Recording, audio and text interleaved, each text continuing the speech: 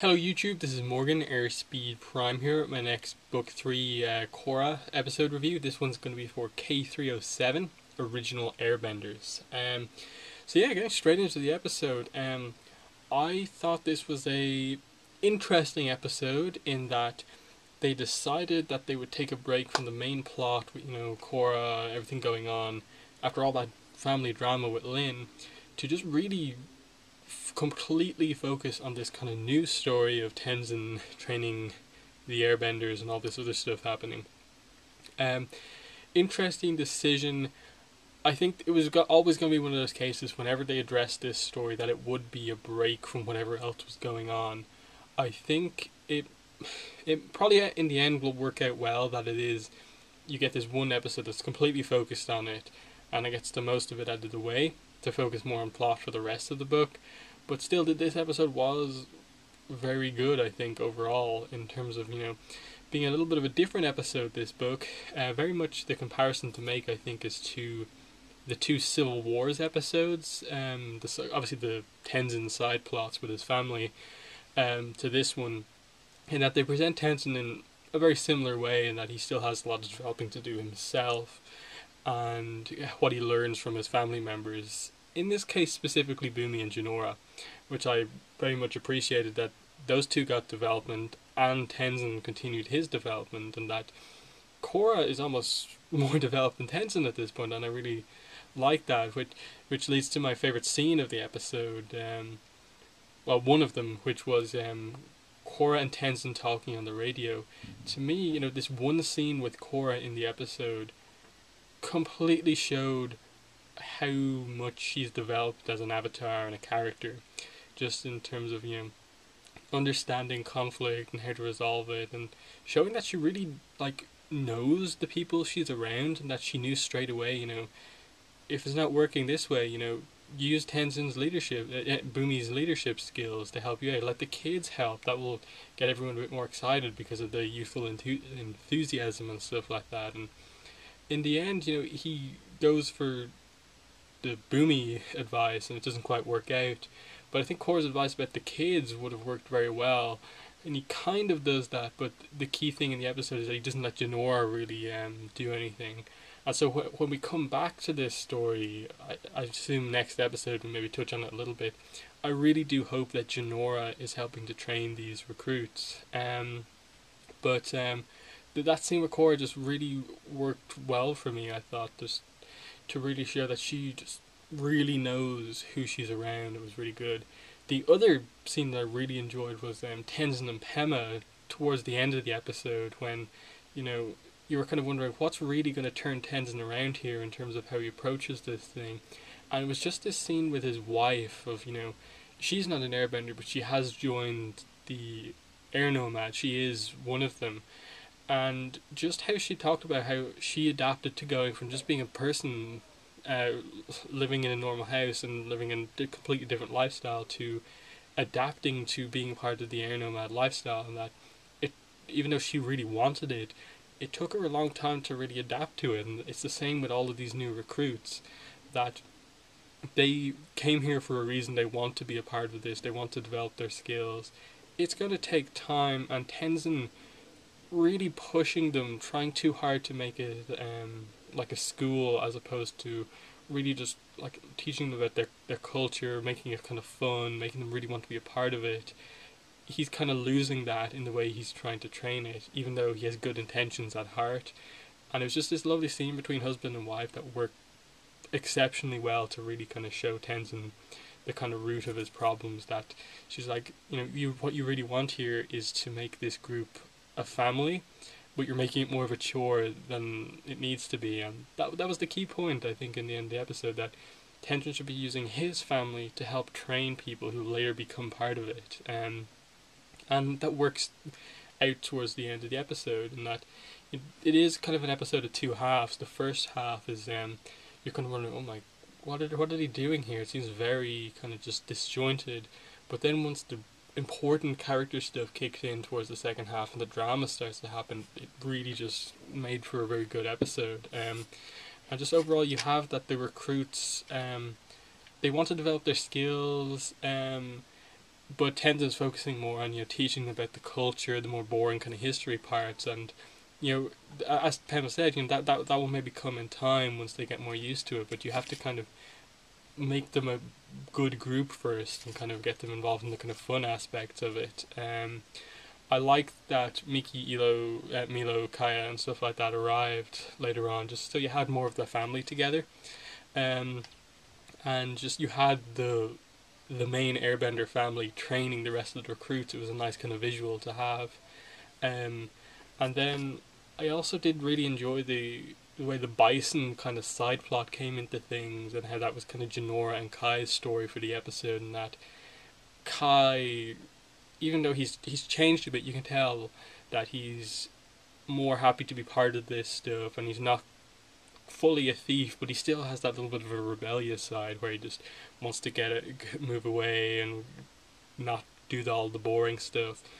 Though he is the best recruit that they have there in terms of his skill, and he just wants to kind of go off exploring with the Janora. The key thing he wants is that he wants a bison of his own, which I really enjoyed. Leading to the first kind of confrontation with the bisons in the episode, where we have the bison babies and the mother. Now, I really hope they at some stage address if that mother was the bison that Korra used in book 2, because the horn was missing, and that was the exact same horn that was missing on the one that Korra used.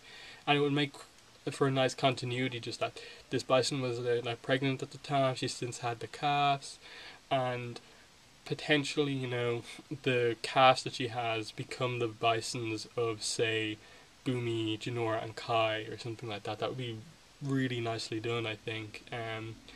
But I think that's maybe what they're going for with those calves, that they will become the bisons of some of our characters here. And I just like how this kind of side plot developed, and that it showed the other side of Kai, and that he's not all about this kind of joking and stuff like that. Like, he really cares. Like, he really loves these animals, and when they were gone and when they were captured, he felt just as kind of strongly as Janor did about the fact that these hunters had taken them, and just some of the kind of more dark implications of what was going on here, and that these bisons are being hunted, killed for meat, and when they're an endangered species. And then, like, this shocking part of the episode that potentially the Earth Queen ate Bosco, the bear. That was like intense. In the not Skype, Facebook chat that we had going on, some of the members of the site, this was the moment where everyone was just like, what happened? She ate Bosco? What a monster. And just like, this, she's the big villain of the book now, not the Red Lotus or anything like that. It's Earth Queen Hu Ting, or Hao Ting. She needs to be taken out for what she's done here. Now, obviously they don't confirm it, but wow, that's interesting that they'd even say that. And this leads to them being Kai and Janor being captured, and I suppose the build up to this I thought was very interesting, in that just that Janora is constantly going to Tenzin, like, I think you should approach it more this way. You should give them more space, more time. And she's the one who really is kind of like becoming the teacher that the group needs almost more than Tenzin, and he's just kind of like ignoring her, like, no, I'll do this. And she gets more and more frustrated with him, and kind of realizes that she in many ways is just as good, if not better, than Tenzin as an airbending master, but is not getting the respect, appreciation for this just because she's young.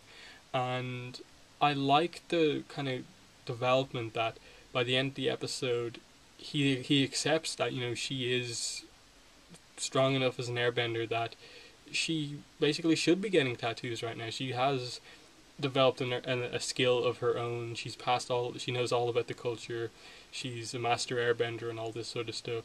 She should get her tattoos, and the only reason she doesn't have them is because he's still treating her like his kind of daughter who needs to only be protected. So I really hope they do something with that setup, that she wants her tattoos, Kai thinks she's good enough to get the tattoos, and now Tenzin is thinking about it. I don't expect to start next episode and just see Janor with tattoos, but just because it makes no sense, because the tattoos are like huge, they go like all over the body. It wouldn't really make a whole lot of sense that like in a week she just gets them all.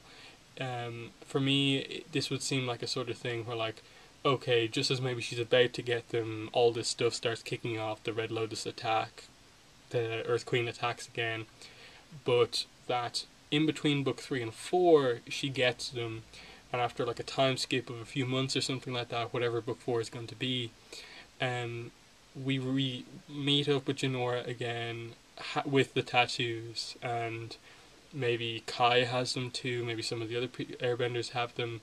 But either way, it would just be a really cool moment of development to see Janora get the tattoos and be more involved with the training of them, and possibly be the main trainer of them, because given that she's kind of the smart one, she reads a lot of the books, she probably has just as, if not better, knowledge of everything than Tenzin does. She is better suited to be a teacher, and add to that the relationship between her and Kai, I think is being done very well. In that, you know, you can tell they're still young, they're not trying to do anything too serious with it, but just that they are getting along very well, and they both respect each other and all this other sort of stuff. It's working well for me, and then everyone else just thinks of them as, you know, Kai is Janora's boyfriend. Yeah, I said that correctly. Yeah, Kai's Janora's boyfriend, and Ten's just like, what? And I like that potentially by the end of this book could just be a thing, that's the case. They're boyfriend and girlfriend, and that would be an interesting thing to do. I would have no problem with that whatsoever. And Kai kind of gets a little moment of acceptance with Tenzin towards the end of the episode, and that, you know, he saw how desperate Kai was to save the bison and also save his daughter, and, you know, even though he kind of like scolded him a little bit for, you know, the violence against an unarmed opponent, well, a defenseless opponent, I mean, he did approve of the, you know, the technique, and I suppose what he meant by it, I suppose, that he was willing to protect Janora. So that's cool that there's kind of like a little bit of a, you know, Tenzin's blessing about the relationship potentially, and that he's accepting that she is growing up now. I like that. Other thing to talk about, I suppose, is just Boomy. Obviously, he gives Tenzin the advice to be a bit more commanding. Tenzin takes it a bit too far. Boomy then quits airbending training because he's just getting frustrated with how kind of crazy Tenzin's being over it. But we later find out that it's more because he's not doing as well as everyone else, and that's what he really wants. But he does get the big moment in that once when he finds out about Janora being in trouble from Boomju, that he steps up as the commander. He brings the group together more than anything Tenzin probably could have done ever, because you can even say at the start of the episode that they look up to him as the kind of one who's cracking the jokes, bringing some kind of levity to the situations that otherwise are serious because of the way Tenzin's teaching. It just adds a lot to the episode, I think, that you have Boomy be the one to really just spark this Air Nation pride within all of these people, that, you know, these are our kind here, we're saving Janora, Kai, the bison, they're part of our nation, our culture, we've got to get them back. And then Milo with the, you know, no airbender left behind as they jump into battle. And I like that there's also like a lack of confidence from the group, that, you know, I don't feel confident in doing this, but when they get into the heat of battle, a little bit of the training starts to just flow out of them, and it works well. And I liked how that kind of came about, you know. Dahl was the only one to get his head shaved, and it worked out well for him in the fight. You see some of the other ones actually being effective against the hunters. And, you know, Milo, Iki, I think we see a little bit in action here. And, of course, Kai showing that he is probably the best of the group, being trained as being an airbender. So, good episode. Is there anything else to talk about? That was just a really kind of strong moment, I felt. Just like that was the moment where you know that they're not going to talk about going home as much now, that they know that this is kind of where they need to be right now, that they're a group, they're part of the Air Nation now, and that was it was a big moment. I really did appreciate that, and just like that moment afterwards where, you know, Dawes like, you guys should get your head shaved, you know, he's becoming a little bit of a leader in the group, being one of the first new Airbender recruits. They're really just starting to bond all together, the friendships and stuff like that. So I can't wait to see where this goes. The Jinora tattoo thing is definitely going to be a thing I think a lot of people are looking out for this book and in the next book whenever it comes about.